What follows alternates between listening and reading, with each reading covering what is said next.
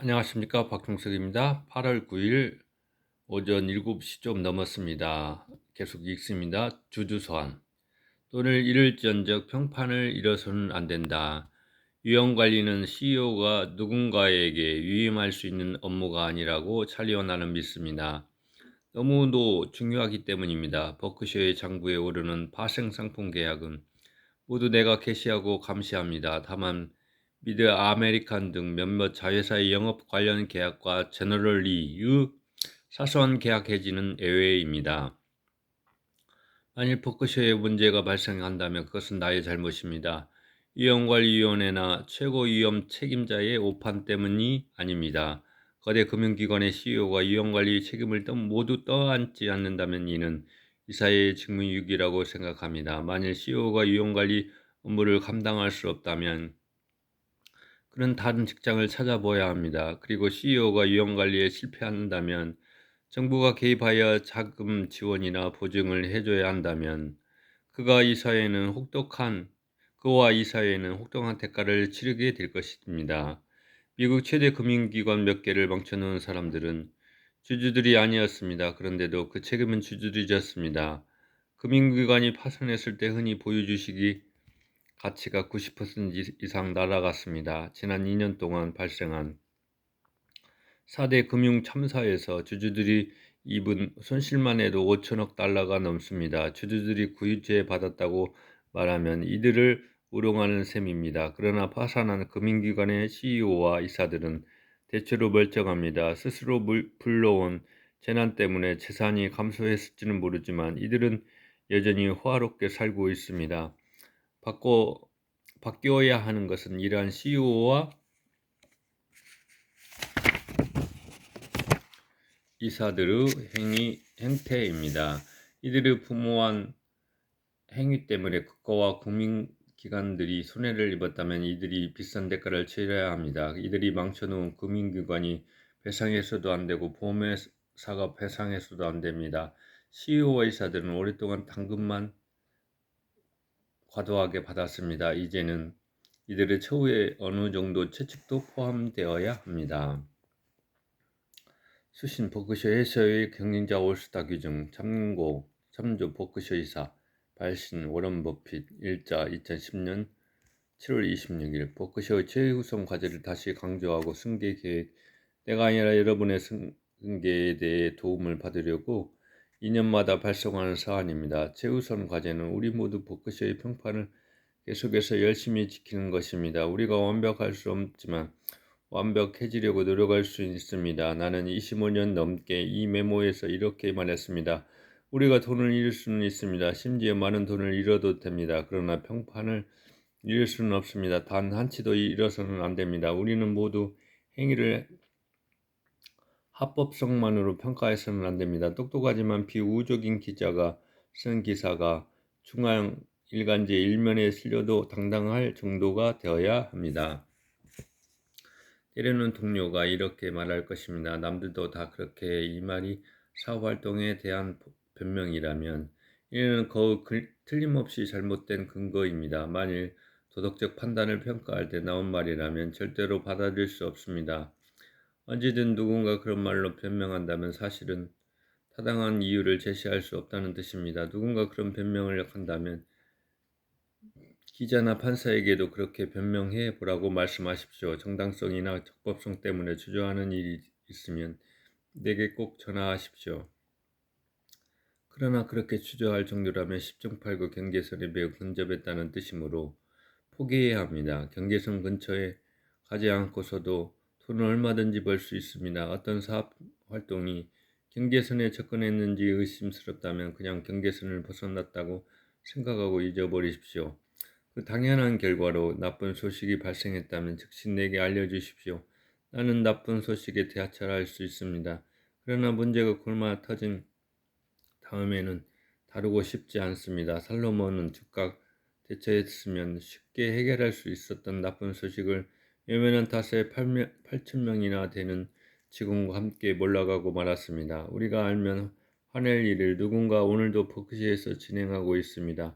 어쩔 수 없는 노릇입니다. 이제 종업원 수가 25만 명을 넘어가므로 이들이 부당행위가 발생하지 않는 날은 거의 없을 것입니다. 그러나 부당행위의 기미가 조금만 나타나도 즉시 변환한다면 이런 행위를 대폭 줄일 수 있습니다.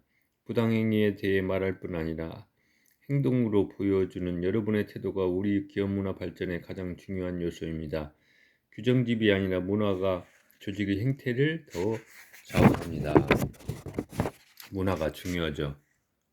한편 회사의 상황에 대해서는 내게 많이 알려주지 않든 여러분 원하는 대로 하시면 됩니다. 여러분 각자 개인 스타일로 회사를 훌륭하게 경영하고 있으므로 내가 도와드릴 필요가 없습니다. 은퇴 후 수당의 변경, 이례적으로 큰 자본 지출, 기업 인수에 대해서만 내게 밝혀주시면 됩니다. 내가 이 섹션을 쓰는 이유는 올해 주주총회에서 기후변화를 논의해 달라는 주주 제안을 받았기 때문입니다. 제안자는 기후변화가 우리 보험업에 미치는 위험을 보고하고 우리의 대응 방안을 설명해 달라고 요청했습니다. 기후변화는 지구에 커다란 문제를 일으킬 가능성이 높다고 생각합니다. 나는 확실하다. 대신 가능성이 높다라고 말했습니다. 나는 과학에 소질도 없을 뿐더러 Y2K에 대한 전문가들의 예측이 비참하게 빗나가던 사실을 기억하기 때문입니다. 그러나 아무리 문제의 가능성이 높고 즉시 대응하면 그 가능성을 조금이나마 줄일 수 있더라도 지구에 엄청난 위험이 다가온다는 확실한 증거를 요구하는 것은 어리석은 일입니다. 이는 파스칼이 제기한 신의 존재에 대한 내기와 비슷합니다. 실제로 신이 존재할 가능성이 조금이라도 있다면 신이 존재한다고 믿는 편이 타당하다고 파스칼은 주장했습니다. 실제로 신이 존재한다면 믿는 사람은 무한한 보상을 받게 되지만 믿지 않는 사람은 영원히 고통받기 때문입니다. 마찬가지로 지구에 커다란 문제가 발생할 가능성이 1%에 불과하고 당장 대응하지 않을 경우 기회가 사라진다면 수수방관이야말로 무모한 행위가 될 것입니다. 여기서 이른바 노아의 법칙이 나옵니다. 대홍수가 발생했을 때 반드시 방주가 있어야 생존할 수 있다면 오늘 하루에 구름 한 점 없어도 당장 반주를 짓기 시작해야 한다. 벅시는 온갖 위험을 보장하는 거대 보험사이므로 기후변화가 특히 버크셔에 위험하다고 주주 제안자가 믿는 것도 충분히 이해할 수 있습니다. 제안자는 기후변화 탓에 재산 피해가 급증한다고 걱정할지 모르겠습니다. 우리가 10년이나 20년 만기보험을 고정가격에 판매한다면 그렇게 걱정할 만합니다. 그러나 보험사는 관례상 1년 단위로 판매하며 위험도 변화를 고려하여 매년 가격을 다시 책정합니다. 손해 가능성이 증가하면 보험료도 즉시 인상됩니다. 내가 처음으로 가입고에 열광했던 1951년으로 돌아가 봅시다. 당시 가입고의 계약당 손해액 평균은 연 $30 수준이었습니다. 만일 당시 내가 2015년에는 계약당 손해액이 약 $1000로 증가할 것이라고 예측했다면 여러분은 어떤 반응을 보였을까요? 손해액이 그렇게 급증해도 회사가 버틸 수 있느냐고 질문했겠지요. 물론 버틸 수도 있습니다. 그동안 인플레이션 탓에 사고가 발생하면 치료비와 자동차 수리비가 엄청나게 상승했습니다. 그러나 비용이 상승한 만큼 보험료도 즉시 인상되었습니다. 역설적이지만 비용이 계속 상승한 덕분에 보험사들의 가치가 훨씬 높아졌습니다. 비용이 상승하지 않았다면 현재 가입고의 연간 매출은 230억 달러가 아니라 6억 달러에 머물러 있을 것입니다. 가입고는 버크셔 해서웨이에서 인수한 자동차 보험회사예요. 사람들은 기후변화를 우려하지만 지금까지는 허리케인 등 기후 관련 보험회사의 빈도도 늘어나지 않았고 손해도 증가하지 않았습니다. 그 결과 최근 몇 년 동안 대재해 보험료도 꾸준히 하락했습니다. 그래서 우리는 대재해 보험 사업에서 한 걸음 물러났습니다. 대재해 빈도와 손해가 증가한다면 아마 버크셔의 보험 사업은 더 성장하고 수익성도 더 좋아질 것입니다. 시민 입장에서는 기후변화에 대한 걱정 탓에 밤잠을 설치는 것도 당연합니다. 저지대에 사는 주택 보유자라면 이사도 고려할 만합니다. 그러나 대형 보험사 주주 관점으로만 생각한다면 기후변화는 걱정할 일이 아닙니다. 주인의식 투철한 기업 문화. 우리는 유연하게 자본을 배분한 덕분에 지금까지 크게 성장할 수 있었습니다. 예컨대 시즈캔디와 비즈니스 와이어, 수익성을 탁월하지만 재투자 기회는 부족한 두 회사에서 벌어들인 이익을 BNSF 인수자금으로 사용했습니다. 마지막 장점은 버크셔의 뿌리내는 고유의 문화입니다. 사업에는 문화가 중요합니다. 우선 주주를 대표하는 이사들이 주인처럼 생각하고 행동합니다. 이들이 받은 보상은 변변찮습니다. 스톡 옵션도 양도 제한 조건부 주식도 받지 않으며 현금도 거의 받지 않습니다. 상장 대기업들은 거의 모두 이사들에게 임원 배상 책임보험을 제공하지만 우리는 제공하지 않습니다. 이들이 잘못해서 주주들에게 손해를 끼치면 자신도 손해를 보게 됩니다. 내 지분을 제외하고 우리 이사와 가족들이 보유한 버크셔 주식이 30억 달러가 넘습니다. 따라서 우리 이사들은 버크셔의 활동과 실적을 주인의 눈으로 예리하게 지켜봅니다. 이런 관리인을 둔 여러분과 나는 복도 많습니다. 우리 경영자들도 마찬가지로 주인의식이 강합니다. 이들 중에는 가족이 오랜 세월 키운 회사를 버크셔에 매각할 한 사람이 많습니다. 우리는 이들이 주인의식을 계속 유지할 수 있도록 환경을 조성하고 있습니다. 회사를 사랑하는 경영자는 우리에게 큰 힘이 됩니다. 문화는 스스로 퍼져나갑니다. 윈스턴 처칠이 말했습니다. 우리가 집을 만들면 이제는 집이 우리를 만든다. 이 말은 사업에도 그대로 적용됩니다. 관료적 절차는 관료주의를 낳고 오만한 기업 문화는 고압적인 행동을 부릅니다. 멈춰선 차 뒷좌석에 앉은 CEO는 이제 CEO가 아니다라는 말도 있습니다. 버크셔의 세계 본부는 연간 임차료가 27만 212달러입니다. 게다가 본부의 가구, 미술품, 콜라 자판기, 구내식당, 첨단 장비 등에 투자한 금액이 모두 30만 1360달러에 불과합니다. 찰리와 내가 여러분의 돈을 내 돈처럼 아끼는 한 버크셔의 경영자들도 돈을 아낄 것입니다. 우리는 포상 프로그램 주주총회 심지어 연차 보고서까지도 모두 버크셔 문화를 강화하도록 설계되었으며 우리 문화에 맞지 않는 경영자는 쫓아내려고 만들어졌습니다. 이 문화는 해가 갈수록 더 강해지고 있으며 찰리와 내가 떠난 다음에도 오래도록 온전히 유지될 것입니다. 1986년 주주 서한에 담긴 내용은 다음과 같다. 우리는 작년에 업무용 제트기를 샀습니다. 여러분이 제트기에 대해서 들은 이야기는 사실입니다. 제트기는 매우 비싸며 우리처럼 외딴 지역을 방문할 일이 거의 없는 회사에는 사치품입니다. 비행기는 운영하는 데 비용이 많이 들지만 쳐다보기만 하는 데에도 돈이 많이 듭니다. 1,500만 달러짜리 새 비행기의 세전 자본 비용에 감가상각비를 더하면 연 300만 달러나 들어갑니다. 우리가 85만 달러에 산 중고 비행기는 비용이 20만 달러 가까이 들어갑니다. 나는 이렇게 막대한 비용이 들어간다는 사실을 알고 있었으므로 과거에 업무용 제트기 보유에 대해서 과격한 발언을 여러 번 했습니다. 그래서 우리가 업무용 제트기를 사기 전에 침묵을 지킬 수밖에 없었습니다. 그러나 나는 곧바로 변명거리가 될 만한 새로운 사실을 발견했습니다. 비용은 훨씬 많이 들지만 이제 여행하기가 훨씬 쉬워졌다는 사실입니다. 버크셔가 비행기에 들어가는 비용만큼 가치를 뽑아낼 수 있냐는 논란의 여지가 있지만 나는 비행기를 활용해서 사업 성과를 내도록 노력할 생각입니다. 벤자민 프랭클린도 비행기에 막대한 비용이 들어가는 줄 알고 있었던 것 같습니다. 이렇게 말했으니까요. 사람은 이성적인 존재라서 참으로 편리하다. 무엇이든 마음만 먹으면 그럴듯한 이유를 갖다 붙일 수 있기 때문이다. 1989년 주수선에 담긴 내용은 다음과 같다. 지난 여름 우리는 3년 전 85만 달러에 샀던 업무용 제트기를 팔고 67만 달러의 중고 제트기를 샀습니다.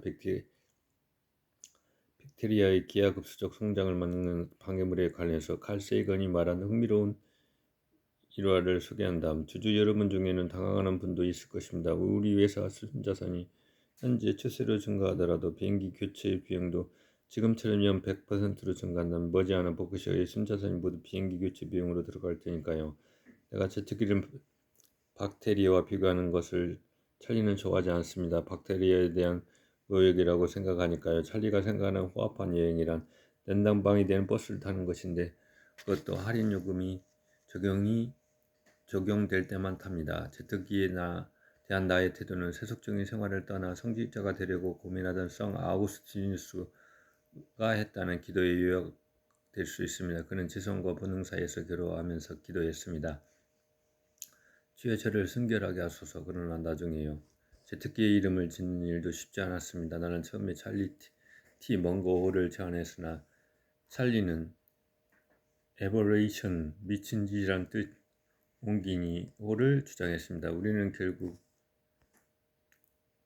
indefensible 변명의 여지가 없다는 뜻 옹기니 낙찰을 보았습니다.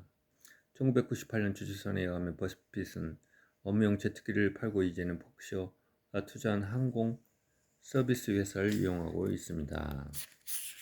전략한다는 거죠. 전략이 투자의 기본입니다. 2장 투자 A. 부동산 투자와 주식 투자 B. 비스더 마켓 C. 차익거래의 조건 D. 효율적 시장 이론에 대한 반박 E. 가치 투자는 군도덕이 용어 F. 현명한 투자 G. 담배꽁초 투자와 제도적 관행 H. 부채는 위험하다. 우리가 보유한 워싱턴 포스트 주식은 모두 1973년 중반에 당시 주당 기업가치의 불과 4분의 1 가격에 산 것입니다. 당시 이 주식의 가격과 가치를 비교한 데는 대단한 통찰력이 필요하지 않았습니다. 대부분 증권 분석가와 언론인이 계산했더라도 우리와 마찬가지로 워싱턴 포스트의 내재 가치를 4에서 5억 달러로 평가했을 것입니다. 그리고 시장 가치는 신문에 매일 1억 달러로 나왔으므로 누구나 알 수 있었습니다. 그래도 우리가 유리했던 것은 태도 덕분이었습니다. 우리는 벤저민 그레미엄으로부터 성공 투자의 열쇠는 좋은 기업의 주가가 내재 가치보다 훨씬 낮을 때 사는 것이라고 배웠습니다. 그러나 1970년대 초 대부분의 기관 투자자가는 거래 가격을 정할 때 기업의 가치가 중요하지 않다고 생각했습니다. 지금 돌아보면 믿기 어려운 현상이었습니다. 당시 이 기관 투자자들은 인류 경영대학원 학자들이 만들어낸 새 이론에 홀려 있었습니다. 주식시장은 완전히 효율적이어서 기업의 가치를 계산하는 것은 투자에 전혀 중요하지 않다는 이론이었습니다. 우리는 학자들이 덕을 톡톡히 보았습니다. 브리지 체스 같은 사람의 같은 시합에서 우리의 경쟁자들에게 생각하는 것은 에너지 낭비라고 가르쳐준 셈이니까요. 부동산 투자와 주식 투자 A 1973년에서 1981년에 미국 중서부에서는 농장 가격이 폭발적으로 상승했습니다. 걷잡을 수 없는 인플레이션이 닥친다고 사람들이 믿는 데다가 소형 지역 은행들의 대출 정책이 부동산 가격 상승을 부채질한 탓입니다. 그러다가 거품이 터지자 농장 가격이 50% 이상 하락했고 대출받은 농부와 대출해준 은행들 모두 엄청난 타격을 입었습니다. 아이오와 네브래스카 주에서 이 거품 붕괴로 파산한 은행의 숫자가 최근 금융위기로 파산한 은행 숫자의 5배였습니다. 1986년 나는 오마하 북쪽 50마일 거리에 있는 농장 400에이커 160만 제곱미터를 연방예금보험공사로부터 사들였습니다. 가격은 28만 달러였는데 파산한 은행이 그 몇 년 전 그 농장을 담보로 대출해준 금액보다 훨씬 적은 액수였습니다.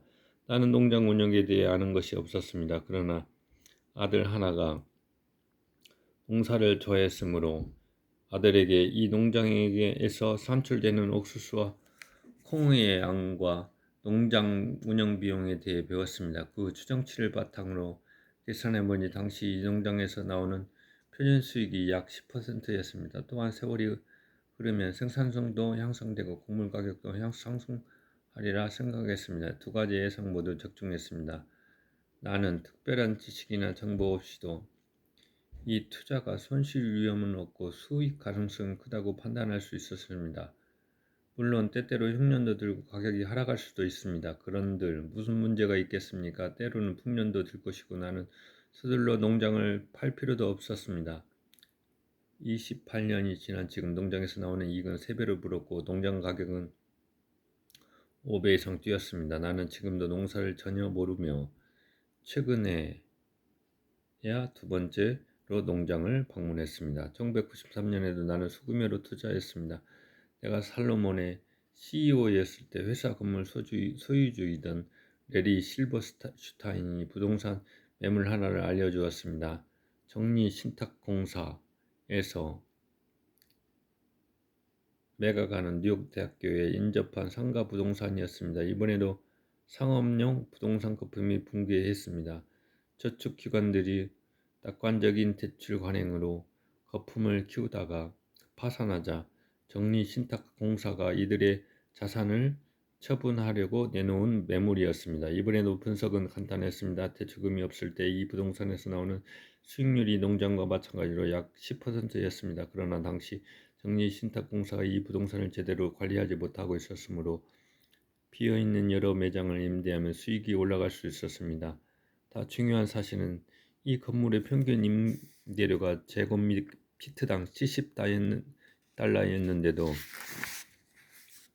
전체 공간의 약 20%를 점유하는 최대 세입자가 내는 임차료는 약 5달러에 불과했습니다.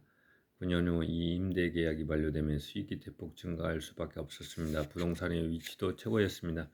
뉴욕 대학교가 옮겨갈 일은 없으니까요. 나는 내리와 내 친구 브래드 로즈가 만든 소규모 그룹에 가담하여 이 부동산을 사들였습니다. 노련한 인류 부동산 투자가 브래드가 가족과 이 부동산을 관리할 예정이었습니다. 그리고 실제로 브래드 가족이 관리했습니다. 기존 계약이 만료되자 수익이 3배로 뛰었습니다. 이제는 연간 분배금이 투자 원금의 35%를 넘어갔습니다. 게다가 기존 부동산 담보대출을 1996년과 99년에 재융자받은 과정에서 특별분배금까지 여러 번 받았는데 합계 금액이 투자 원금의 150%가 넘었습니다. 나는 아직 부동산을 구경도 못했습니다. 앞으로 수십 년 동안 동장과 뉴욕대학교 부동산에서 나오는 수익은 10층 팔고 증가할 것입니다. 증가율이 극적으로 높지는 않겠지만 내 평생에 이어 자녀와 손주들에게도 확실하면서 만족스러운 수익을 안겨줄 것입니다. 나는 투자의 기본을 설명하라고 이야기를 꺼냈습니다. 전문가가 아니어도 만족스러운 투자 수익을 얻을 수 있습니다. 그러나 전문가가 아니라면 자신의 한계를 인식하고 매우 확실한 방법을 선택해야 합니다. 이를 단순하게 유지해야 하며 일확천금을 노려서는 안 됩니다. 누군가 즉시 이익을 내주겠다고 약속하면 즉시 거절하십시오. 부동산도 투자를 잘하네요. 워런 버핏은. 누군가 즉시 이익을 내주겠다면 약속하면 즉시 거절하십시오. 단순하게 유지하며 일확천금을 노려서는 안 된다. 자신의 한계를 알고 확실한 데 투자해야 된다. 오늘 여기까지입니다. 감사합니다. 박정식이었습니다.